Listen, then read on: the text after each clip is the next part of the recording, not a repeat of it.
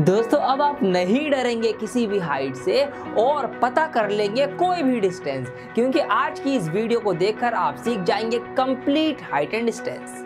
तो स्वागत है आप सभी का आपके अपने चैनल डियर सर में।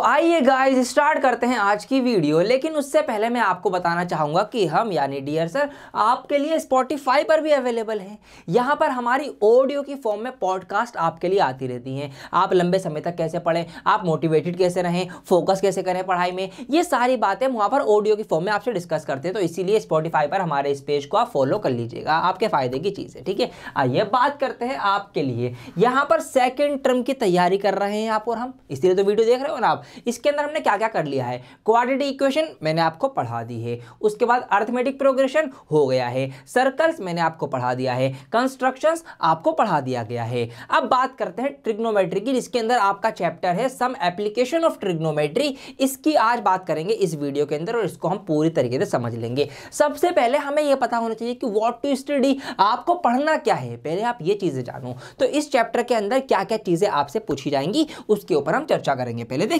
पहली बात क्या है आपकी हाइट एंड डिस्टेंस। ये आपका चैप्टर है, इसके अंदर से आपके क्वेश्चन बनेंगे। क्या क्या चीजें हैं, क्या क्या पढ़ना है आपको। पहला पढ़ना है आपको angle of elevation. Angle of elevation क्या होता है, जिसको आप हिंदी में उन्नयन कोण बोलते हैं, इसके बारे में मैं आपको बताऊंगा कि ये क्या होता है, समझाऊंगा आपको। फिर मैं आपको एंगल ऑफ डिप्रेशन, जिसको आप अवनमन कोण बोलते हैं हिंदी में, इसके बारे में आपको बताऊंगा कि ये क्या होता है। ये आपको कॉन्सेप्ट क्लियर हो जाएंगे। उसके बाद फिर क्या होगा, simple problems on Heights and distances. Simple problems आएंगी, तो जो आपके 2 नंबर वाले सवाल है, 3 नंबर वाले सवाल है, उसके अंदर सिंपल प्रॉब्लम मतलब सिंपल क्वेश्चंस आपसे इस चैप्टर के अंदर से पूछे जाएंगे। आगे क्या है, problems should not involve more than 2 right triangle. जो भी प्रॉब्लम, जो भी सवाल आएंगे ना, उसके अंदर 2 से ज्यादा राइट ट्राइंगल नहीं होंगे। मतलब ऐसा नहीं होगा कि एक बच्चा एक गुब्बारे को देख रहा है, एक ट्राइंगल बन गया, वही बच्चा एक जहाज को भी देख रहा है, एक और ट्राइंगल बन गया, वही बच्चा एक खंबे को देख रहा है, 3-3 ट्राइंगल बन गए। ना ना ना, ऐसा कुछ नहीं होगा। सिर्फ ज्यादा से ज्यादा 2 ही ट्राइंगल बन सकते हैं सवाल में, 2 से ज्यादा ट्राइंगल नहीं बनेंगे। ये सीबीएसई ने हमसे कह दिया है, 1 बनेगा या 2 बनेगा बस। तो हम सिंपल सा उसको सॉल्व कर लेंगे। कैसे सॉल्व करेंगे मैं सिखाऊंगा ना आपको भी, तो देखते रहना पूरी वीडियो। अब आगे क्या है, एंगल्स ऑफ एलिवेशन और डिप्रेशन। ये जो एंगल है दोनों, उन्नयन कोण और अवनमन कोण, ये दोनों क्या होने चाहिए, should be only 30 degree, 45 degree and 60 degree. ये सिर्फ और सिर्फ 30 डिग्री का होगा, या 45 डिग्री का बनेगा, या 60 डिग्री का बनेगा। मतलब यही 3 डिग्रियों के सवाल बनेंगे इस चैप्टर के अंदर से। इससे अलग कोई सवाल 75 डिग्री, 70 डिग्री ऐसा टेढ़ा मेढ़ा सा कुछ नहीं बनेगा। तो सिंपल सी ये 3 एंगल लेकर हमें 2 ट्राइंगल मैक्सिमम समझने हैं और पढ़ने हैं, बस यही सवाल आपके बनेंगे, इससे बाहर कुछ भी नहीं आएगा। तो आइए यही सब पढ़ना शुरू करते हैं। तो सबसे पहले मैं आपको सिखा दूं कि ये एंगल ऑफ एलिवेशन और एंगल ऑफ डिप्रेशन क्या होते हैं, कहाँ बनते हैं, कैसे बनते हैं, और फिर एक एग्जांपल लेके मैं आपको इसका क्वेश्चन का करने का तरीका सिखा दूं। आप मुझसे सीखेंगे क्वेश्चन करने का तरीका, ताकि फिर ऐसा कोई सा भी सवाल आपके एग्जाम में आ जाए, फिर आप मेरा तरीका फॉलो करना और उसको सॉल्व करके आ जाना। बहुत ही आसानी के साथ पूरे मार्क्स आपको मिल जाएंगे। तो आइए एक एग्जांपल के थ्रू अब मैं आपको ये सारी चीजें 1 बाय 1 करके सिखाता हूं। तो अब मैं आपको एग्जाम्पल के थ्रू सारी चीजें बहुत अच्छे से क्लियर कर दूंगा। मेरे पीछे आप देख रहे हैं कुछ बिल्डिंग्स, और जरा ध्यान से देखेंगे तो इस वाली बिल्डिंग के ऊपर मैं खड़ा हुआ हूं, यहाँ पर ये दिख गया होगा आपको। तो इस बिल्डिंग के ऊपर मैं यहाँ पर खड़ा हुआ हूँ। अब सवाल कैसे बनेगा, आइए मैं आपको समझाता हूँ। मान लेते हैं मैं इस बिल्डिंग के ऊपर खड़े होकर, ये जो सामने वाली बिल्डिंग है ना, इसकी बिल्कुल सबसे ऊंची जो नोक है, यहाँ पर इस नोक को देख रहा हूँ। तो मैं कहाँ से कहाँ देख रहा हूँ, मैं यहाँ से, ये मेरी नज़र यहाँ से जा रही है। कहाँ जा रही है मेरी नज़र, ये मेरी नज़र यहाँ जा रही है। तो मैं अपनी आँखों से, अपनी दृष्टि से यहाँ देख रहा हूँ। ठीक है मेरे बच्चों, तो इसी को हम बोलते हैं इंग्लिश में लाइन ऑफ साइट। ये एक लाइन है, किस चीज की लाइन है, मेरी साइड की, मेरी नजर की। जो मेरी नजर यहां से यहां पर इस तरह जा रही है, तो इसीलिए इसको नाम दिया गया है लाइन ऑफ साइट। हिंदी में इसको आप बोलते हैं दृष्टि रेखा। ठीक है, समझ में आ गई बात। तो ऐसी कोई भी लाइन जहां से जो बंदा जिस चीज को देख रहा होगा, किसी गुब्बारे को देख सकता है, किसी जहाज को देख सकता है, किसी पतंग को देख सकता है, किसी खंबे को देख सकता है, किसी टावर को देख सकता है, किसी मीनार को देख सकता है। तो जहां पर से जो बंदा जो चीज देख रहा होगा वो होगी क्या चीज, लाइन ऑफ साइट। क्लियर हो गया ना। चलिए अब देखिए दूसरी एक और लाइन बन रही है जो बिल्कुल मेरी आंखों से बिल्कुल सीधी जाएगी। यहाँ पर ये मेरी आंखें यहाँ पर है तो इस जगह से ये वाली लाइन जो मैं लूंगा तो ये हो जाएगी दूसरी लाइन। इसको हम नाम देंगे हॉरिजॉन्टल लाइन। हॉरिजॉन्टल मतलब लेटा हुआ सीधा सीधा, वर्टिकल माने खड़ा होता है, हॉरिजॉन्टल मतलब सीधा से लेटा हुआ। इसको हिंदी में बोलते हैं क्षैतिज स्तर। तो जिसकी जो भी बंदा होगा, जो भी आदमी होगा, कोई कुछ भी देख रहा होगा तो उस जगह से जो सीधी लाइन जाएगी वो क्या कहलाई जाएगी? हॉरिजॉन्टल लाइन या फिर क्षैतिज स्तर हिंदी में कहेंगे। और ये तो आपकी बिल्डिंग है ही, तो इस लाइन के थ्रू हम इस बिल्डिंग को डिनोट कर देंगे। तो इस तरीके से हम देखेंगे यहाँ पर एक राइट ट्राइंगल परफॉर्म हो गया है, फॉर्म हो गया है, क्रिएट हो गया, हमने परफॉर्म कर दिया, बना दिया, एक राइट ट्राइंगल क्रिएट कर दिया हमने। और सारी की सारी ट्रिग्नोमेट्री एक राइट ट्राइंगल के आसपास ही घूमती है, मैंने आपको बता रखा है। ये यहाँ पर अगर मैं देखूँ तो ये तो आपका हो जाएगा यहाँ पर राइट एंगल 90 डिग्री वाला, ठीक है, ये आपने देख लिया। और ये कि यहाँ पर ना इस जगह पर एक एंगल बनेगा, यहाँ पर ये आपका एंगल बना। इस वाले एंगल को ही आप बोलेंगे एंगल ऑफ एलिवेशन। इस वाले एंगल को जो आपकी नज़रों से बनेगा, तो नज़रों से जो एंगल बनेगा ये आपका कौन सा होगा? Angle of elevation. एलिवेशन ऊपर देख रहा हूँ मैं, यहाँ से यहाँ देख रहा हूँ, तो ये एंगल एलिवेशन कहलाया जाएगा। ठीक है, इतनी बात समझ में आई। सवाल कैसा बन सकता है उसको भी आपको बताता हूं। अब डिप्रेशन भी समझ लो हाथों हाथ। तो एंगल ऑफ एलिवेशन समझ में आ गया, ठीक है। एंगल ऑफ डिप्रेशन समझने से पहले मैं आपका डिप्रेशन कम करना चाहूंगा। जैसा कि आप लोग जानते हैं कि आपके बोर्ड एग्जाम आने में सिर्फ 2 ही महीने बचे हैं। इस टाइम आपको एक ऐसे प्लेटफॉर्म की जरूरत है जो आपके सारे कॉन्सेप्ट्स, आपकी प्रॉब्लम्स और आपके क्वेश्चंस को क्लियर करने में आप लोगों की डेली हेल्प करे। ऐसा ही एक प्लेटफॉर्म है फिलो। दोस्तों फिलो आपको 60 सेकेंड्स के अंदर कनेक्ट करता है इंडिया के टॉप 1% ट्यूटर्स के साथ, चाहे दिन हो या रात। यहां पर आपको 1-on-1 पर्सनलाइज सेशन लेने का मौका मिलता है, जहां पर आप बिना किसी हेजिटेशन के, बिना झिझके जितने चाहे सवाल और डाउट्स पूछ सकते हैं, सारे अपने डाउट क्लियर कर सकते हैं और अपनी तैयारी को, फुल मार्क्स लाने की तैयारी को अपने बढ़िया तरीके से कर सकते हैं। तो अब चाहे बोर्ड एग्जाम की तैयारी हो या फिर IIT JEE नीट का एग्जाम, आप किसी भी टाइम अपने फेवरेट ट्यूटर से कनेक्ट होकर उससे अपने सारे सवाल, सारे कॉन्सेप्ट क्लियर कर सकते हैं, उसकी हेल्प ले सकते हैं। तो अब रटना छोड़ो और कॉन्सेप्ट को समझना शुरू करो। इतना ही नहीं, यहां पर आपको मिलता है इनकी अनलिमिटेड एक्सेस। किस चीज का? इनकी मॉक टेस्ट की लाइब्रेरी का। आप जितने मर्जी चाहे अपने अकॉर्डिंग मॉक टेस्ट लगा सकते हैं और उनको सॉल्व कर सकते हैं, अपनी प्रैक्टिस कर सकते हैं। फिलो को यूज कैसे करना है ये भी आपको बता देता हूं। लिंक डिस्क्रिप्शन में दिया गया है, उस लिंक पर क्लिक करके या फिर प्ले स्टोर, ऐप स्टोर से आप फिलो एप्लीकेशन को डाउनलोड कर लीजिए। अपने फोन नंबर से आप रजिस्टर कर लीजिए। फिर जो भी डाउट आपको पूछना है उस क्वेश्चन का आप फोटो क्लिक करके अपलोड कीजिए या फिर उसको टाइप कर दीजिए। फिर 60 सेकेंड्स के अंदर ही फिलो आपको कनेक्ट कर देगा एक सब्जेक्ट के एक्सपर्ट के साथ। आप उससे फिर अपने सारे डाउट क्लियर कर लीजिए। तो फटाफट जाइए, फिलो एप्लीकेशन को डाउनलोड कीजिए और अपनी तैयारी को और भी मजबूत बनाइए। अब अगला एग्जाम्पल लेते हैं दोबारा से। अब यहाँ पर आप देखेंगे तो मैं ना अपने घर की यहाँ पर ऊपर खड़ा हुआ हूँ खिड़की पे, ठीक है, आप देख सकते हैं ये खड़ा हुआ मैं, तो खिड़की पर मैं खड़ा हुआ हूँ और मैं यहाँ पर से ना नीचे गली में खड़ी हुई साइकिल को देख रहा हूँ। ठीक है, तो क्या बनेगी? अब लाइन ऑफ साइट बनेगी। कैसे बनेगी आइए बनाते हैं। तो यहाँ पर मैं खड़ा हुआ हूँ यहाँ अपनी विंडो पे घर की, और यहाँ से मैं साइकिल को देख रहा हूँ, तो यहाँ से ये बन जाएगी लाइन ऑफ साइट। ये बन गई लाइन ऑफ साइट। ठीक है, हॉरिजॉन्टल बनाएंगे कहाँ पर? नजरों से बिल्कुल सीधी सीधी। ठीक है, बिल्कुल सीधे पैच लड़ाने, तो यहाँ से ये सीधी जाएगी क्या? लाइन ऑफ साइट आपकी हॉरिजॉन्टल। ठीक है, ये लाइन ऑफ साइट हो गई, ये हॉरिजॉन्टल हो गई। और यहाँ से फिर इसको हम ऐसे करके मिला देंगे तो ये हमारा यहाँ पर भी एक राइट एंगल ट्राइंगल बन जाएगा, जहाँ पर आपको 90 डिग्री का एंगल यहाँ पर दिख रहा होगा। ये 90 डिग्री का हो गया। तो इस तरीके से आपका ट्राइंगल बनेगा। एक बन सकता है या 2 बन सकते हैं, कहीं कहीं पर 2 से ज़्यादा तो नहीं बनेंगे, हमें पता है CBSE ने कहा है हमसे। तो इस तरीके से ये बनते हैं। अब देखिए यहाँ पर मेरी नज़र के पास भी एक एंगल बन गया, कोण बन गया। तो यहाँ पर इस एंगल को हम कहेंगे एंगल ऑफ डिप्रेशन। ठीक है, एंगल ऑफ डिप्रेशन, अवनमन कोण। डिप्रेशन मतलब नीचे, ठीक है, डिप्रेस्ड हो जाता है, परेशान, अपने अंदर अंदर घुटे जा रहा है, तो ऐसे डिप्रेशन मतलब अंदर अंदर मतलब नीचे की तरफ जा रहा है भैया। तो जब भी एंगल ऑफ डिप्रेशन की बात होगी इसका मतलब एंगल ऐसे नीचे की तरफ बनेगा। कोई बंदा ऊपर से कोई चीज़ नीचे की देख रहा है। अगर एलिवेशन की बात है मतलब कोई बंदा नीचे से खड़े होकर ऊपर की कोई चीज़ देख रहा है। इतनी बात क्लियर हो गई ना। तो ये आपके 2 एग्जांपल मैंने बता दिया आपको। एंगल ऑफ एलिवेशन क्या होता है, डिप्रेशन क्या होता है, हॉरिजॉन्टल लाइन क्या होती है, आपकी लाइन ऑफ साइट क्या होती है। ये आपका इस तरीके से ट्राइंगल बनेंगे, हर एक सवाल में बनेगा। ठीक है, सवाल कैसे बन सकते हैं? देखिए सवाल कुछ ऐसा बन सकता है, लेट्स सपोज कि यहाँ पर मैं खड़ा हुआ हूँ, ठीक है, और मैं जो खड़ा हुआ हूँ यहाँ पर आप देख सकते हैं कि यहाँ पर इस तरीके से आप सवाल क्रिएट हो जाएगा। चलो मैं आपको बताता हूँ थोड़ा सा। देखिए सवाल ऐसा बन सकता है कि जहाँ पर मैं खड़ा हुआ हूँ या जहाँ से मैं जो साइकिल को देख रहा हूँ वो जो दूरी है वो दूरी लेट सपोज है 45 मीटर। ये दूरी है जहाँ पर से मैं खड़े होकर साइकिल को देख रहा हूँ, मेरी उस नज़र से उस साइकिल की दूरी 45 मीटर है। ठीक है, और यहाँ पर मैं 30 डिग्री का एंगल बना रहा हूँ, मतलब यहाँ पर ये जो एंगल बन रहा है हॉरिजॉन्टल से कितना डिग्री का एंगल बन रहा है, 30 डिग्री का एंगल बन रहा है। तो ये बताइए कि मेरी बिल्डिंग की ऊंचाई कितनी है, मेरी बिल्डिंग की ऊंचाई, मैं कितनी ऊंचाई पर खड़ा हुआ हूँ। तो यहाँ पर मुझे ये चीज़ निकालनी है। अच्छा, जो ये चीज़ होगी, जो ये लंबाई होगी वही ये लंबाई होगी, वही ये ऊंचाई होगी। इसका मतलब मुझे इस ट्राइंगल के अंदर ये पता है, ये वाली साइड पता है, मुझे ये वाली साइड निकालनी है।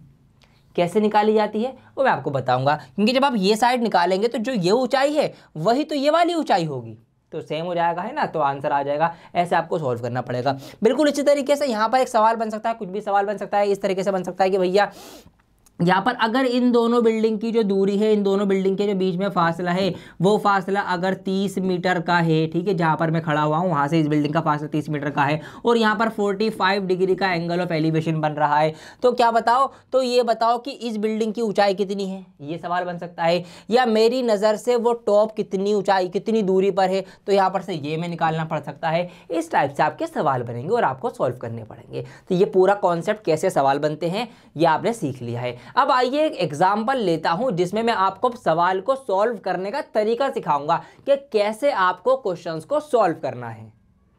पहला सवाल आपको सिर्फ और सिर्फ ये समझाने के लिए करवा रहा हूं कि सवालों को करना कैसे है। आपकी एनसीईआरटी की बुक का मैंने एग्जाम्पल नंबर 1 लिया है आपको सिखाने के लिए कि कैसे आपको एग्जाम में जाकर सवाल को सॉल्व करना है।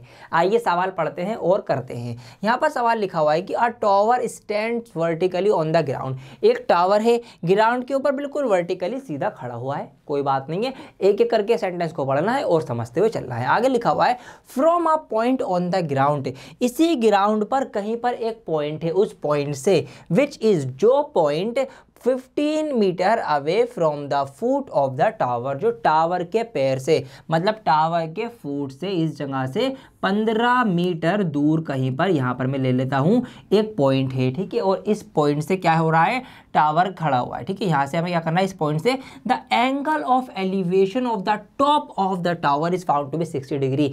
इस पॉइंट से, यहाँ से एंगल ऑफ एलिवेशन है टावर के टॉप का, इस जगह का कितना, 60 डिग्री, ये हमसे कहा गया, मतलब यहाँ पर 60 डिग्री का एंगल बन रहा है, ये हमसे सवाल में कहा गया है, ठीक है। तो यहाँ पर आप देख सकते हैं क्या कि वही एक राइट ट्रायंगल जो है वो फॉर्म हो गया है। इस तरीके से अगर मैं यहाँ पर इसको कर दूं, इस जगह पर यहाँ पर 90 डिग्री का एंगल बन जाएगा। अब क्या करना है हमको निकालना है find the height of the tower. इस टावर की ऊंचाई बताइए, इसकी हाइट बताइए कि यह कितना ऊंचा है। अब सीखिए सवाल को करने का तरीका। सबसे पहला काम आप ये करेंगे, आप एक फिगर ड्रॉ करेंगे ताकि आपको आइडिया रहे क्या क्या आपको किस किस तरीके से दे रखा है, क्या निकालना है। ये मैंने फिगर ड्रॉ कर ली। यहाँ पर आप अभी कॉर्नर्स के नाम दे देंगे, ठीक है। Let A be the top of the tower and B जो हो गया वो ये point B is the foot of the tower and C क्या है, सी वो पॉइंट है जो कि टावर से 15 मीटर दूरी पर ग्राउंड पर है, ठीक है। ये हमको यहाँ पर पता है। तो ए बी सी ये ट्राइंगल हमारा बन गया। कितने मीटर दूरी पर है ये, बी सी कितना है, बी सी यहाँ पर है 15 मीटर। क्या निकालना है हमको ए बी निकालना है, height of the tower. Clear है सारी चीज़ें, बहुत आसान है। आप देखिए क्या करना है। सबसे पहला काम आपको ये करना है कि आपको ये देखना है कि आपको किन किन से मतलब है। देखिए आपको ये दे रखा है, ये गिवन है 15 मीटर, ये निकालना है। आपको ये दे रखा है, ये निकालना है। ये दे रखा है, ये निकालना है। इसका मतलब क्या है, आपको इससे और इससे मतलब है, बस। कैसे, अब ये क्या होता है, ये तो किसी भी ट्राइंगल का एक बेस होता है जिसको आप हिंदी में क्या बोलते हो, आधार बोलते हो। तो ये तो आपका बेस हो गया, ठीक है। और ये साइड क्या होती है, ये जो खड़ी साइड होती है ट्राइंगल के अंदर, इसको आप क्या बोलते हैं, इसको तो आप परपेंडिकुलर बोलते हैं। तो ये आपका क्या हो गया, परपेंडिकुलर हो गया, ठीक है। तो आपको बेस और परपेंडिकुलर से मतलब है। अब आपको ट्रिग्नोमेट्री का एक ऐसा फंक्शन लाना है दिमाग में जिसके अंदर बेस और परपेंडिकुलर आता हो, बी और पी आता हो। आप सोचिए, अब याद कीजिए ट्रिग्नोमेट्री का वही मूल मंत्र की पंडित बद्री प्रसाद हर हर बोल, सोना चांदी तोल, बोल क्या होता है वो, पंडित बद्री प्रसाद हर हर बोल, ये आपका होता है। अब यहाँ पर आपको देखना है साइन थीटा क्या होता है, P upon H, cos theta क्या होता है, B upon H, tan theta क्या होता है, P upon B, P upon B, P और B। तो P और B मुझे किस में मिल रहा है, P और B मुझे एक तो मिल रहा है टेन थीटा के अंदर, और B अपॉन P होता है कॉट थीटा। तो B और P ये कॉट थीटा के अंदर भी आते हैं। तो इससे हमें मतलब है, इसका मतलब हम टेन थीटा का यूज करते हुए सवाल को सॉल्व कर सकते हैं और कॉट थीटा को भी यूज करते हुए सवाल को सॉल्व कर सकते हैं। मैं दोनों ही तरीके से आपको सॉल्व करके दिखाऊंगा ताकि आपके कॉन्सेप्ट बहुत क्रिस्टल क्लियर हो जाए। आइए पहले टेन थीटा से हम इसको सॉल्व करेंगे। तो देखिए टेन थीटा क्या होता है बच्चों, टेन थीटा होता है P अपॉन बी। अब यहाँ पर अगर मैं बात करूँ तो टेन थीटा मतलब एनी एंगल, कौन सा एंगल, कौन सा कोण, 60 डिग्री का एंगल यहाँ पर है, तो टेन 60 डिग्री हो जाएगा। परपेंडिकुलर क्या है यहाँ पर, A B, height of the tower है तो यहाँ पर ए बी में लिख दूंगा। बेस क्या है यहाँ पर, बी सी, तो यहाँ पर मैं बी सी लिख दूंगा। अब टेन 60 डिग्री की वैल्यू यहाँ पर रखनी पड़ेगी उस टेबल के अंदर से, जो टेबल आपको मैंने बता रखी है, समझा रखी है। अगर आपने टेबल याद नहीं करी तो आपको बहुत दिक्कत होगी, क्योंकि टेबल यूज होनी ही होनी है बोर्ड एग्जाम में। सो प्लीज उसको आप याद कर लेना, अलग से वीडियो बना रखी है टेबल की, लाखों बच्चों ने देख रखी है, याद कर लेना। टेन 60 की वैल्यू होती है √3, अंडर रूट 3, तो यहाँ पर मैं रखूंगा अंडर रूट में 3। ए बी क्या है, ए बी तो नहीं पता, ये तो निकालना है, तो ए बी का ए बी लिख दो भैया, नहीं पता कोई बात नहीं है, लो जी ए बी का ए बी। बी सी पता है आपको, ठीक है, तो बी सी कितना है 15 मीटर, तो यहाँ पर बी सी की वैल्यू आ जाएगी 15 मीटर, ये आ गई। क्रॉस मल्टीप्लाई करेंगे तो ए बी की नीचे होगी यहाँ पर, तो ए बी का तो ए बी रहेगा, नीचे कुछ मल्टीप्लाई करने के लिए है ही नहीं। अब यहाँ पर 15 और √3 की होगी तो ये हो जाएगा आपका 15 √3, तो ए बी निकल के आगे 15 √3। ए बी क्या है भैया, ए बी तो टावर की ऊंचाई है, तो टावर की ऊंचाई आ गई, मतलब आपका आंसर आ गया। तो आप एंड में लिख देंगे यहाँ पर therefore height of the tower is 15 √3 metre, ये पूरा लिख कर आएंगे एंड में। मैंने बताया ना आपको इसके भी मार्क्स होते हैं, तो ये लिखना। अब इसी को कॉट थीटा से करते हैं, तो कॉट थीटा क्या होता है, B अपॉन P।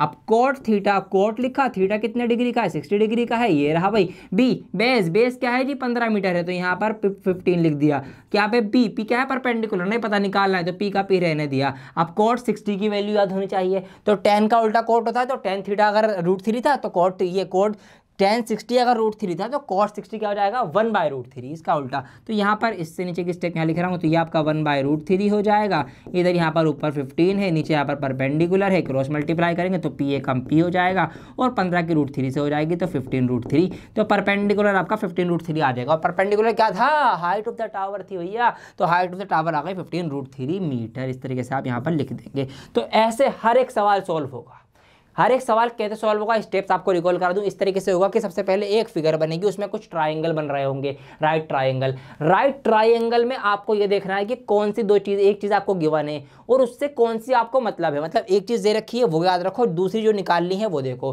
फिर आप सोचो कौन कौन सी चीज़ों से मतलब है, क्या आपको बेस से मतलब है, परपेंडिकुलर से, या फिर हाइपोटेनस से।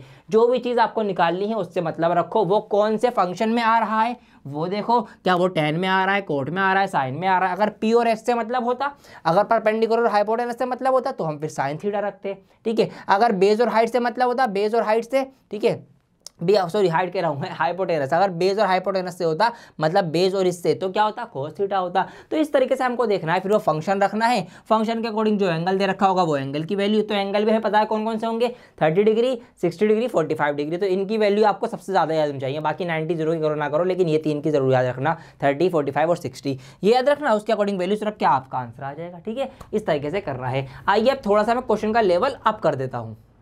अब दो ट्राइंगल एक साथ अगर आ जाए, जैसे कि सीबीएसई ने उसमें अपने नोटिस में देखे रखा था कि 2 ट्राइंगल हो सकते हैं मैक्सिमम, तो वो कैसे करेंगे सवाल, उसको अब समझाता हूँ मैं आपको। यहाँ पर सवाल लिखा हुआ है, बहुत ही प्यारा सवाल है, एग्जाम्पल है आपकी बुक का ही, इंपॉर्टेंट क्वेश्चन है जो मैं करवा रहा हूँ वीडियो में, जो ध्यान रखना क्या पता है एज इट इज आ जाए आपके एग्जाम में, तो ध्यान से समझो। लिखा हुआ है कि from a point P on the ground के ऊपर एक पॉइंट P से, तो पॉइंट P कहीं पर हम बना लेंगे अभी, on the ground the angle of elevation, उन्नयन कोण of the top of a 10 metre tall building, 10 metre tall building, 10 metre लंबी या ऊंची बिल्डिंग। तो बिल्डिंग जो हमारे पास है वो कितनी ऊंची है, 10 मीटर की है। तो यहाँ पर क्या होगा, अब मैं पॉइंट लेता हूँ। हमसे कहा गया है कि भैया ज़मीन जो है ना, ग्राउंड जो है उस पर कहीं पर एक पॉइंट है P, ठीक है, थोड़ा सा करीब बना लेता हूँ। एक पॉइंट है P यहाँ पर, और इस पॉइंट से क्या है, एंगल ऑफ एलिवेशन किस चीज़ का, top of a 10 metre tall building, मतलब 10 मीटर ऊंची बिल्डिंग का टॉप। तो यहाँ पर ये इसकी टॉप आ गई। इस जगह से इस पॉइंट पर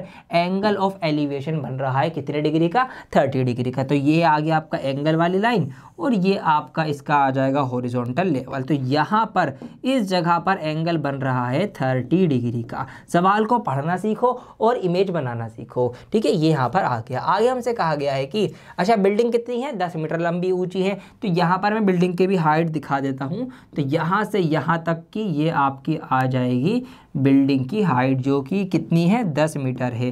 तो यहाँ पर मैं 10 मीटर लिख देता हूँ, ठीक है, 10 मीटर। आगे हमसे क्या कहा गया है, आगे कहा गया है a flag is hosted at the top of the building. इसी बिल्डिंग के ऊपर एक झंडा लहरा हुआ है, एक झंडा लगा हुआ है, एक झंडे के through building. And the angle of elevation, फिर से एंगल ऑफ एलिवेशन आ गया कितना, of the top of the flag staff from P is 45। इसी पॉइंट P से, ठीक है, ये पॉइंट है P, ठीक है, इसका मैं नाम लिख देता हूँ।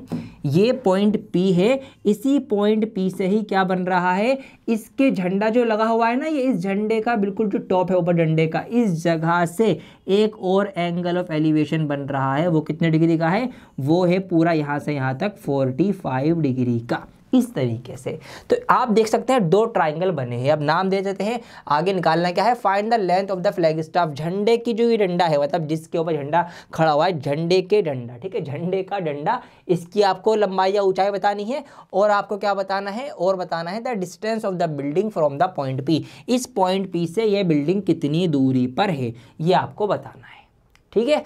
चलिए अब सवाल को करना शुरू करते हैं। सबसे पहले नामकरण कर दो। ये P है, तो यहाँ पर इसको पॉइंट को नाम दे दो आप Q। तो P Q, इसको आप R नाम दे दो, पॉइंट को R, और इस पॉइंट को आप S नाम दे दो। तो इस तरीके से मैंने सबके नामकरण कर दिया, हर एक पॉइंट का, P Q R और S, ठीक है। आइए शुरू करते हैं। तो क्या क्या बताना है, distance of the building from the point P। Point P से बिल्डिंग की दूरी, मतलब PQ हमको निकालना है। इस ट्राइंगल की अगर मैं बात करूं PQR की, तो पहले मैं बात करने जा रहा हूं ट्राइंगल PQR की। इसके अंदर PQR के अंदर ये हमको पता है, क्या पता है, परपेंडिकुलर हमको पता है। क्या निकालना है, बेस निकालना है, परपेंडिकुलर बेस। परपेंडिकुलर बेस कौन सा फंक्शन, tan थीटा का। तो यहाँ पर PQR ट्राइंगल के अंदर हम लगाएंगे tan थीटा, ठीक है। ट्राइंगल PQR में tan थीटा लगाएंगे, जो कि होता है P/B, ठीक है। tan थीटा, थीटा है कितने डिग्री का जी, 30 डिग्री का। छोटे ट्राइंगल में छोटा एंगल 30 डिग्री, तो tan 30 डिग्री यहाँ पर मैं लगा दूंगा। परपेंडिकुलर क्या है इसका, RQ या QR, कुछ भी लिख सकते हैं आप। मैं RQ लिख रहा हूँ, RQ। बेस क्या है जी, PQ, तो यहाँ पर मैं PQ लिख दूंगा। अब वही बात, वैल्यूज याद होनी चाहिए। तो tan 30 की वैल्यू होती है 1/√3, तो आप यहाँ पर लिख देंगे 1/√3, 1/√3। और RQ या QR क्या था हमारा, पता है हमको, 10 मीटर ऊंची बिल्डिंग थी। यहाँ पर मैंने 10 लिख दिया। नीचे PQ निकालना है, PQ का PQ रहेगा, क्रॉस मल्टीप्लाई करूंगा, PQ एकम PQ, ठीक है जी। तो PQ एकम PQ, और tan की √3 में मल्टीप्लाई हो जाएगी, तो tan√3 आ जाएगा। यहाँ से आपका एक आंसर निकल के आ चुका है। PQ क्या था, PQ मेरे प्यारे बच्चों क्या था भैया, PQ थी ये डिस्टेंस। तो ये वाला जो क्वेश्चन था, distance of the building from the top point P, ये आप लिखेंगे एज इट इज। यहाँ पर आप ये लिखेंगे देयरफॉर, ये वाली लाइन पूरी, distance of the building from the point P is tan√3 metre. इस तरीके से आप लिख देंगे। एक सवाल आपका हो गया, तो आपको नंबर मिला। ये पूरा लिखना पड़ेगा अलग से, इसका भी आधा एक नंबर होता है सवाल के अकॉर्डिंग, तो मत भूलना, मैंने आपको लास्ट वीडियो में बताया था। अब दूसरी चीज़ आपको निकालनी है, यहाँ पे लाइन ड्रॉ कर लेता हूँ। दूसरी चीज़ क्या निकालनी है, ये झंडे का डंडा, ठीक है, डंडे की लंबाई क्या है। अब देखिए ये किस में है झंडा, ये आ रहा है बड़े वाले ट्राइंगल में। तो ट्राइंगल बड़ा वाला लेंगे PQS। तो अब हम बात करेंगे ट्राइंगल PQS के अंदर। तो क्या चीज़ है, देखिए ये झंडे का डंडा जो है ये क्या है, ये आपका परपेंडिकुलर है, खड़ा है, तो परपेंडिकुलर। और हमें इसमें भी बेस पता चल गया, अब तो PQ पता चल गया ना कितना, अब है tan√3 है। तो यहाँ पर ये PQ हमें पता है। तो वही बात, परपेंडिकुलर और बेस, परपेंडिकुलर और बेस किस में आते हैं, परपेंडिकुलर और बेस किस में आते हैं, किस में आते हैं, जल्दी से बताओ ना कमेंट करके। हाँ जी, tan थीटा में आते हैं। तो यहाँ पर हम फिर से क्या लेने वाले हैं, tan थीटा, क्या होता है, परपेंडिकुलर अपॉन बेस होता है। अब टेन थीटा, थीटा एंगल कौन सा एंगल लें, अब बड़ा ट्राइंगल है तो बड़ा वाला एंगल 45 डिग्री का एंगल, तो टेन थीटा के बदले अब यहाँ पर आएगा आपका टेन 45 डिग्री, ये आपका आ गया। अब परपेंडिकुलर क्या है, देखिए परपेंडिकुलर तो यहाँ से लेकर यहाँ तक पूरा है, एस से लेकर क्यू तक पूरा है ना बड़े ट्राइंगल का, तो परपेंडिकुलर तो पूरा एस से लेकर क्यू तक है। और क्यू बना देता हूँ, इसका बेस तो हमारा वही है पी क्यू, बेस इसका है पी क्यू। अब टेन 45 डिग्री की वैल्यू कितनी होती है, 1 होती है, 1 होती है, तो 1 यहाँ पर हम लिख देंगे। अब एस क्यू क्या पूरा पता है आपको, पूरा तो नहीं पता आपको, यहाँ तक पता है क्यू आर तक। इस एस क्यू को भी मैं दो तरीके से तोड़ सकता हूँ, कैसे, S R plus R Q, है ना, ऐसे लोग लिख सकता हूँ ना, एस आर और प्लस आर क्यू, इस तरीके से मैं लिख सकता हूँ भैया। एस आर और आर क्यू को जोड़कर ही तो पूरा एस क्यू बन रहा है ना, तो ऐसे लिख दिया मैंने। और नीचे पी क्यू, इसकी वैल्यू मुझे पता है, तो टेन√3 में लिख दूंगा। क्रॉस मल्टीप्लाई अगर मैं करूँ तो टेन√3 की 1 से हो जाएगी, तो टेन√3 एकम टेन√3 ही रहेगा, तो एक साइड तो आपका आ जाएगा वही टेन√3। अब इधर देखिए एस आर क्या है, ये झंडे की ऊंचाई, तो यही तो हमें निकालनी है, तो इसको आप एस आर का एस आर ही रहने दो, या इसको आप अलग से मान लो पहले से कि लेट द, ठीक है, लेंथ या height of the flag staff इस एक्स मान के भी कर सकते हो आप इसको, बाकी एस आर का एस आर, तो एस आर का तो मैं एस आर लिखे रहने देता हूँ।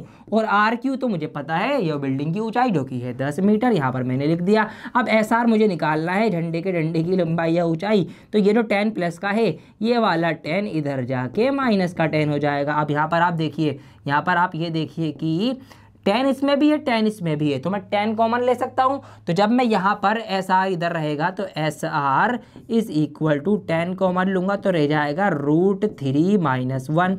इस तरीके से √3 हमसे कहा गया है कि √3 को 1.732 मानो, ठीक है, तो यहाँ पर बाहर रहेगा आपका 10 और √3 के बदले आ जाएगा 1.732 माइनस का 1 करेंगे। अब यहाँ पर जब हम 10 में से बाहर रहेगा, इसमें से 1 माइनस हो जाएगा, तो ये हो जाएगा आपका 0.732, और जब 0.732 की आप 10 से मल्टीप्लाई करेंगे तो ये मल्टीप्लाई होके आपका आ जाएगा 1 पॉइंट आगे चला जाएगा, तो ये हो जाएगा आपका 7.32। तो ये आपका आ गया इसका दूसरा आंसर निकल के, जो कि था क्या, झंडे की लंबाई, ठीक है, 7.32 मीटर। तो इसको भी आप लास्ट में अलग से लिखेंगे पूरा कि length of the flagstaff is equal to 7.32 metre. 10 metre ऊंची बिल्डिंग के ऊपर 7 मीटर का झंडा, ठीक है, बिल्कुल ही अनएक्सपेक्टेड, लेकिन सवाल है तो हमें करना पड़ा। यहाँ पर देख सकते हैं आप, ऐसे आपको करना है, तो दो ट्राइंगल आएंगे, तो पहले एक को पूरा करो फिर दूसरे को पूरा करो, इस तरीके से लंबा सवाल भी आप कर लेंगे, ठीक है ना। ऐसे आपका दो ट्राइंगल का हो जाएगा। तो देखिए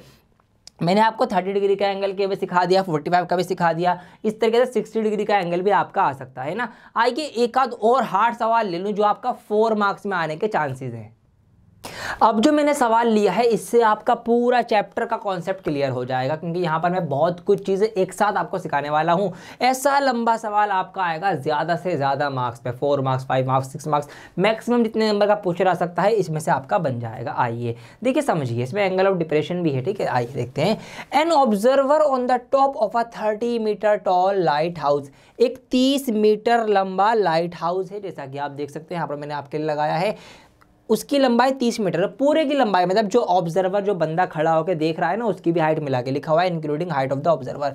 ऑब्जर्वर ऑब्जर्व्स अ शिप, वो जो बंदा, जो लड़का, जो आदमी यहाँ पर, जो ऑब्जर्वर यहाँ पर खड़ा हुआ है, औरत लेडी जो भी हो सकती है वो यहाँ से ना एक शिप को ऑब्जर्व कर रही है, एक जहाज को, एक बोट को ऑब्जर्व कर रही है, ठीक है। At an angle of depression 30 degree, angle of depression बना है कितने डिग्री का, 30 डिग्री का। तो आइए बनाते हैं। तो यहाँ से इसकी नोक से हम मान के चलते हैं वो यहाँ से इस बोट को ऑब्जर्व कर रही है या कर रहा है, जो भी ऑब्जर्वर है, और यहाँ से इस तरीके से कितने डिग्री का एंगल बना है, यहाँ पर 30 डिग्री का एंगल ऑफ डिप्रेशन बन गया है, ठीक है जी। इतनी बात समझ में आ गई।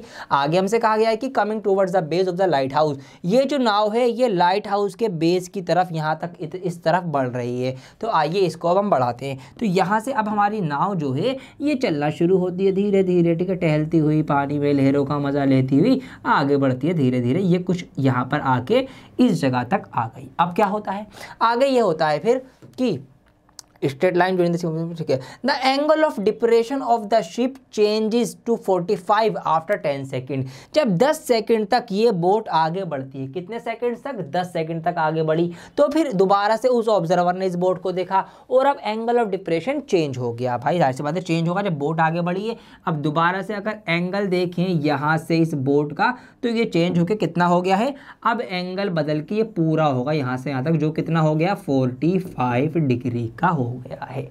ठीक है जी। अब आगे क्या कहें, आगे मिला देते हैं। तो ये आप क्या हो जाएगा, हाइट ऑफ द पोल। ठीक है, ये आपकी हाइट ऑफ द पोल हो जाएगी जो हमको ऑलरेडी गिवन है, और ये इसका अच्छा तुम तो वहीं रहो, तुम कहाँ जा रहे हो।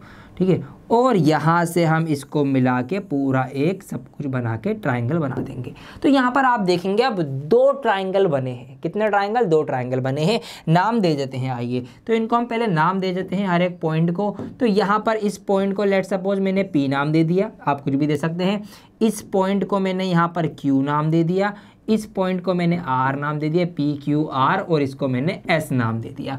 सब पॉइंट्स के मैंने नाम दे दिए हैं। अब आप एक बात सोचिए खुद से ध्यान से कि यहाँ पर जब एंगल 30 डिग्री का है, तो यहाँ पर जो ये Z बन रहा है, तो इस जगह पर भी एंगल कितने डिग्री का होगा, 30 डिग्री का होगा। क्यों होगा, क्योंकि ये वाली लाइन और ये PR जो लाइन है, ये दोनों आपस में पैरेलल हैं। तो जब भी 2 पैरेलल लाइन को कोई लाइन कट करेगी, तो जो Z वाले एंगल होते हैं ये आपके कैसे होते हैं, इक्वल होते हैं। तो यहाँ 30 डिग्री, तो यहाँ 30 डिग्री। बिल्कुल इसी तरीके से अगर ये पूरा 45 डिग्री, तो यहाँ पर यह पूरा भी 45 डिग्री का है। मैं नाव को अभी साइड में कर देता हूँ, नाव थोड़ी सी पीछे, अच्छा ये तो पॉइंट आ गया पकड़ में, नाव, हाँ नाव थोड़ी सी पीछे पहुंचा देता हूँ मैं, भैया साइड में हो जाओ ज़रा, आप बाद में आना अभी। ठीक है, ये हमारे पास ट्राइंगल पूरा बन रहा है। अब देखिए हमको क्या क्या निकालना है। बेसिकली मैं यहाँ पर आपको सब कुछ ही निकाल के दिखा देता हूँ एक एक करके। अगर हमें ये निकालना होता कि नाव जब 30 डिग्री एंगल बन रहा है, जब नाव पहला जो इनिशियल पॉइंट है नाव का, वहाँ से इस लाइट हाउस की दूरी कितनी है, अगर आपको ये निकालना पड़ेगा, ये PR, क्या निकालना पड़े, अगर आपको PR निकालना पड़े कि बोट का जो इनिशियल पॉइंट है वहाँ से बोट लाइट हाउस से कितनी दूर है, तो ये कैसे निकालेंगे, आइए। तो कौन से ट्राइंगल की बात हो रही है, PRS, तो हम बड़ा ट्राइंगल लेंगे PRS। तो यहाँ पर आप ट्राइंगल ले लेंगे बड़ा वाला, यहाँ से शुरू करता हूँ मैं, काफ़ी कुछ निकालूंगा इसमें मैं, तो इसलिए सब कुछ लेके चलता हूँ। तो PRS, तो ट्राइंगल PRS के अंदर अब देखिए क्या क्या हमें चाहिए। हमें यहाँ पर ये चाहिए परपेंडिकुलर और बेस चाहिए। तो परपेंडिकुलर तो हमें दे रखा है ना भैया, 30 मीटर लंबा है पूरा ये लाइट हाउस टावर जो है, तो 30 मीटर ये हमको दे रखा है। ये हमें निकालना है PR के नाव जो है वो कितनी दूर है उस खंबे से, उस लाइट हाउस से। तो क्या निकालना है, परपेंडिकुलर और बेस, तो वही P और B आ जाएगा आपका। तो क्या लगाएंगे हम फिर, tan थीटा। तो tan थीटा बराबर क्या होता है जी, P और B होता है। tan थीटा, थीटा की वैल्यू कितनी है जी, 30 डिग्री है। यहाँ पर tan 30 रखेंगे। परपेंडिकुलर तो ये है ना SR या RS, तो इसको आप लिख देंगे SR या RS लिख देंगे। बेस कितना है, P से लेकर R तक पूरा, तो P से लेकर R तक पूरा। tan 30 की वैल्यू कितनी होती है जी, 1/√3 होती है। SR कितना है, 30 मीटर, जो कि हाइट ऑफ द टावर है या जो लाइट हाउस है वो है। PR हमें नहीं पता, यही तो निकालना है। क्रॉस मल्टीप्लाई करेंगे, PR एकम जो है वो PR हो जाएगा, और 30 की √3 से हो जाएगी, तो 30√3 तो मीटर, ये आपका आ गया। मतलब नाव जो है वो अभी अभी जब यहाँ खड़ी हुई है, जब हमारी ये नाव नदिया के पार चले, ये जो नाव है हमारी, ये जब यहाँ पर खड़ी हुई है P पॉइंट के ऊपर, तो ये कितनी दूर है लाइट हाउस से, ये लाइट हाउस से 30√3 मीटर की दूरी पर है। ठीक है, अगर ये सवाल पूछ रहा था ऐसे कर लेते। अगर सवाल ये पूछ रहा था कि 10 सेकंड बाद, मतलब यहाँ से जो ये नाव चली 10 सेकंड बाद यहाँ पहुँच गई, 10 सेकंड बाद नाव लाइट हाउस से कितनी दूरी पर होगी, अगर ये सवाल आपसे पूछ ले कि भैया 10 सेकंड बाद लाइट हाउस से वो नाव कितनी दूरी पर होगी, तो अब हमें क्या निकालना है, अब हमें ये वाला डिस्टेंस निकालना है, सिर्फ यहाँ से यहाँ तक का। तो ये निकाल देंगे। कौन सा ट्राइंगल, छोटा वाला ट्राइंगल, ट्राइंगल QRS। फिर आप लेते, क्या लेते, फिर आप लेते ट्राइंगल QRS, और क्या लगाते, दोबारा से वही लगाते tan थीटा। ज़्यादातर यही यूज़ होता है बेसिकली, तो इसकी वैल्यू से आपको याद रखनी ही है। तो tan थीटा हमारा क्या होता है जी भैया, P/B होता है। अब tan कितने डिग्री है यहाँ पर, 45 डिग्री है जी, लिख दिया। परपेंडिकुलर क्या है, वही सेम चीज़ है, RS या SR वही है, तो यहाँ पर आप लिख देंगे वही RS या SR। और बेस कितना है, QR, तो बेस है आपका क्यू आर। tan 45 डिग्री की वैल्यू कितनी होती है 1 होती है। एस आर कितना है आपका 30 मीटर है। क्यू आर हमें निकालना है, क्रॉस मल्टीप्लाई करेंगे, क्यू आर एक कम क्यू आर हो जाएगा और 30 यहाँ पर आ जाएगा। तो क्यू आर आ गया 30 मीटर। मतलब क्यू आर 10 सेकंड बाद वो नाव उस लाइट हाउस से कितनी दूरी पर होगी, क्यू आर दूरी पर। मतलब कितनी दूरी पर 30 मीटर, तो वो 30 मीटर की दूरी पर होगी। अगर ये सवाल आता तो आप ये निकाल देते। ठीक है जी। अब एक बात और, अगर आ जाए बोट की स्पीड बताओ, जी हाँ घूम गए ना, ट्रिग्नोमेट्री में स्पीड बिल्कुल पूछी जा सकती है। एरोप्लेन वाला सवाल आया तो आपसे एरोप्लेन की स्पीड पूछी जा सकती है। कोई बलून उड़ रहा है उसका सवाल आया तो आपसे बलून की स्पीड पूछी जा सकती है। कोई पतंग उड़ रही है तो पतंग की डोर पूछी जा सकती है, हाइपोटेनस बन जाएगा वो। इस तरीके से अगर स्पीड भी आ जाए वो भी निकाल सकते हो। कैसे आइए, अगर आपसे कहा जाए कि भैया स्पीड ऑफ बोट बताओ, बोट की स्पीड क्या होगी, तो देखिए स्पीड ऑफ बोट भी आप निकाल सकते हैं। जी हाँ बिल्कुल पॉसिबल है। कैसे निकाल सकते हैं, देखिए स्पीड का फॉर्मूला क्या होता है, ज़रा मुझे आप ये बताइए। स्पीड ऑफ बोट की अगर हम बात करें, स्पीड का फॉर्मूला होता है distance upon time. Distance upon time ये फार्मूला होता है स्पीड निकालने का। तो डिस्टेंस की बात करें तो यहाँ से यहाँ तक बोट ने कितना फासला तय किया होगा। तो यहाँ तक जब बोट थी तो कितनी दूर थी, 30√3 थी।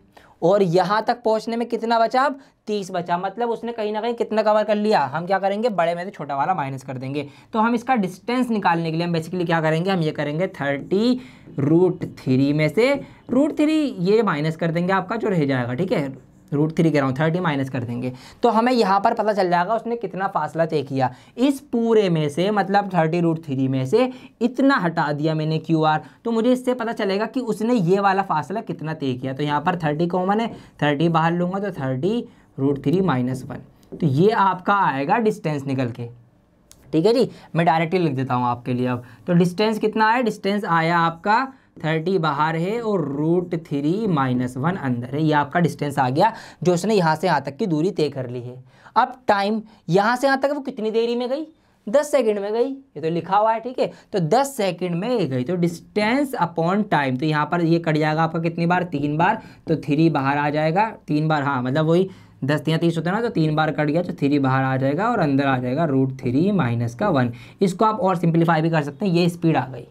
और ये स्पीड कैसी आएगी, ये स्पीड आएगी आपकी मीटर पर सेकंड वाली। कौन सी वाली, मीटर पर सेकंड। के नाव की स्पीड इतने मीटर पर सेकंड है कि वो इतने मीटर 1 सेकंड में बढ़ रही है। इस तरीके से आपने नाव की स्पीड पता कर ली। कुछ भी पूछ सकते हैं आपसे। देखिए अब हमें ये वाला फासला भी पता है। ठीक है, आप ये भी निकाल सकते हैं बड़े में से माइनस करके। आपको ये वाला भी पता है, आपको ये पूरा भी पता है, क्योंकि पूरा है भैया, ये पूरा है, ये क्यू आर इतना है। अगर ये निकालना है तो वो माइनस कर दो, ये वाला फासला आ गया, ये जो आया था। ठीक है, स्पीड निकालनी है, डिवाइड बाय 10 कर दो, ये स्पीड आ गई। और ये आपको दे रखी है लंबाई। मतलब जो चाहें आप निकाल सकते हैं, सब कुछ निकलवा दिया मैंने। अब हमें इस सवाल में हमें ये भी पता है कि भैया ये कितनी ऊंची है। ठीक है, हमें ये भी पता है यहाँ से यहाँ तक का फासला कितना है। हमें ये भी पता है कि यहाँ से यहाँ तक का फासला कितना है। हमें यहाँ से यहाँ तक का फासला ही पता है। हमें बोर्ड की स्पीड भी पता है। अब क्या बच्चे की जान लोगे। ठीक है, बस भाग जाओ, हो गया काम। पूरा कॉन्सेप्ट क्लियर हो गया। वीडियो को लाइक कर देना, कमेंट कर देना, चैनल को सब्सक्राइब कर देना। लाइक करिए वीडियो को ताकि ज़्यादा से ज़्यादा बच्चों तक ये यूट्यूब वीडियो को रिकमेंड खुद से करे। जितने ज़्यादा आप लाइक करेंगे उतनी ज़्यादा वीडियो रिकमेंडेशन में जाएगी यूट्यूब की तरफ से, और ज़्यादा से ज़्यादा बच्चों को इसका फ़ायदा पहुँचेगा। तो इस तरीके से एंगल ऑफ डिप्रेशन का सवाल कैसे करना है, आपको वैल्यूज़ कैसे निकालनी है, स्पीड कैसे निकालनी है, आपको लंबाई, चौड़ाई, ऊंचाई, दूराई, सब कुछ सिखा दिया मैंने। ठीक है जी, तो प्लीज़ इस वीडियो को ज़्यादा से ज़्यादा लाइक करें, कमेंट करें, शेयर करें अपने दोस्तों में। चैनल को सब्सक्राइब कर लीजिए और बेल आइकन को प्रेस कर दीजिए ताकि आने वाली वीडियोस की नोटिफिकेशन आपको तुरंत मिल जाए और आप फटाफट से वीडियो देखकर अपना पूरा फ़ायदा उठाएं। और जो भी क्वेश्चन हैं, आपका जो भी सैम्पल पेपर है उसको उठाओ, प्रैक्टिस करो, कॉन्सेप्ट बनाओ। क्वेश्चन आपसे बनेंगे, बिल्कुल बनेंगे। और अगर नहीं बनते हैं तो आप हमसे डाउट पूछ सकते हैं। हमारे सोशल मीडिया हैंडल्स के हैं, फेसबुक पर हमारा पेज है, इसको लाइक कर लीजिए, फॉलो कर लीजिए। इंस्टाग्राम पर भी हमारे पेज है, इसको आप फॉलो कर लीजिए और लाइक कर लीजिए। यहाँ पर आपको सारी वीडियोज़ की अपडेट्स वगैरह मिलती रहती हैं और यहाँ पर आपको दूसरी जो लाइव अपडेट हम देते रहते हैं कि कौन सी वीडियो आएगी, क्या चल रहा है, वो सब चीज़ें। सो प्लीज़ हर तरीके से हमसे कनेक्टेड रहें। बहुत जल्द लौटूंगा एक और नई वीडियो के साथ। जब तक के लिए बने रहें डियर सर के साथ। जय हिंद।